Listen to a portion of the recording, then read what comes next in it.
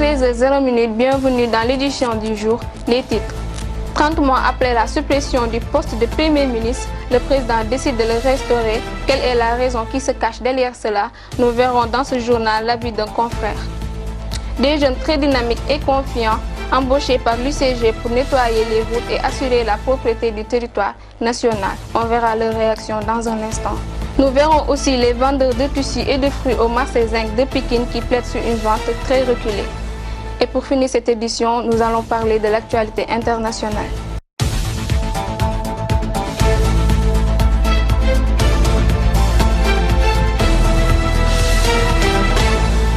Bonjour à tous, je vous le disais dans les titres, une destitution de notre constitution, des changements de programme à l'approche de chaque élection. Le président se veut d'instaurer à nouveau le poste de Premier ministre, mais certains confrères voient cela comme un avis de pouvoir sur notre constitution. C'est un reportage signé Aïssatou Diédhiou. Moi, je ne comprends pas ici au Sénégal d'aujourd'hui. Parce que bon, si je comprends bien, on est en train de jouer avec nous. Parce qu'on ne veut pas dire qu'on a restauré le poste de Premier ministre et au fur et à mesure, à l'approche des élections, on a dit qu'on va comment dire, amener aussi le poste de Premier ministre sans aucune raison. Donc, si cela arrive, on doit rendre compte ou bien on doit apporter des solutions. On dit que, donc c'est ça qu'on a pour apporter le poste de Premier ministre, ou bien il y a des conséquences, ou bien ainsi de suite. Mais on ne peut pas dire qu'aujourd'hui on va apporter le poste de Premier ministre, or qu'on l'a restauré et qu'on ne comprend pas le Sénégal aujourd'hui. On est en train de jouer avec nous. Chaque mois, ou bien chaque année qui passe, ou bien chaque approche des élections locales, ou bien élections présidentielles, ainsi de suite, on va amener quelque chose qui va dégénérer les Sénégalais. Pour ne pas songer dans le chômage, des jeunes dynamiques et très engagés qui se lèvent tous les jours pour nettoyer les routes, mais avec aussi des risques qu'ils encourent. Écoutons leur réaction au micro de Ndéa. Bon, on gère, on est là, des jeunes qui travaillent sur les routes. Tout est cool. On est là pour ne pas rester à la maison et rester chômés. On est là avec nos diplômes. Le risque, c'est les voitures. Mais on gère. On a des panneaux, on est en sécurité.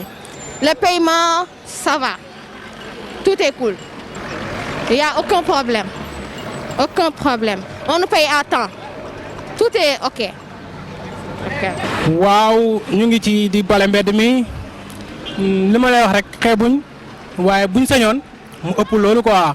Nous nettoyons les routes tous les jours. C'est un travail stable par rapport à d'autres. Par contre, il y a d'énormes risques. Nous prions pour que l'État nous tende la main et d'assurer notre sécurité sur ce travail, tout en sachant que nous sommes les futurs cadres de ce pays.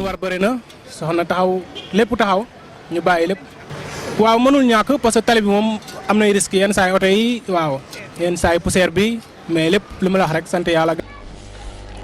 Au marché Zinc à Pikine, les vendeurs de tissus et de fruits font face aussi à une crise économique avec une vente très reluisante. Certains font une grosse perte car leur produit ne peut pas dépasser une certaine durée. ay temps daan dox nice mais pour l'instant moom xamu nu mu demee noonu xamu dama yaakaar nit ñi ñoo solootul xamu nu mu demee noonu mais pour l'instant nii moom nice tissu doxatul moom franchement. Au début, notre business marchait bien, mais à l'heure actuelle, cela ne fonctionne plus comme il devait. Je ne comprends pas cette situation. On est obligé de faire des baisses prix pour pouvoir convaincre la clientèle. Mais sincèrement, nous ne gagnons pas beaucoup ce temps-ci.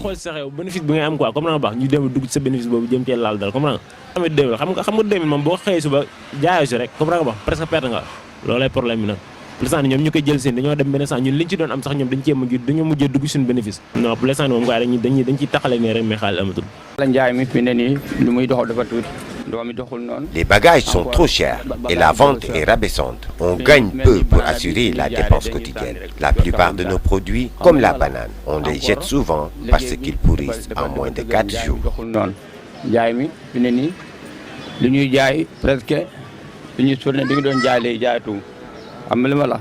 Encore xaal bi mu ñëwee ni banana bi dañ koy tuur toujours dañ koy sànni rek yaa genn yu ndaw rek da ngay am dépense rek Sport, validation de la candidature de Samuel Eto'o au poste de président de la Fédération camerounaise de football.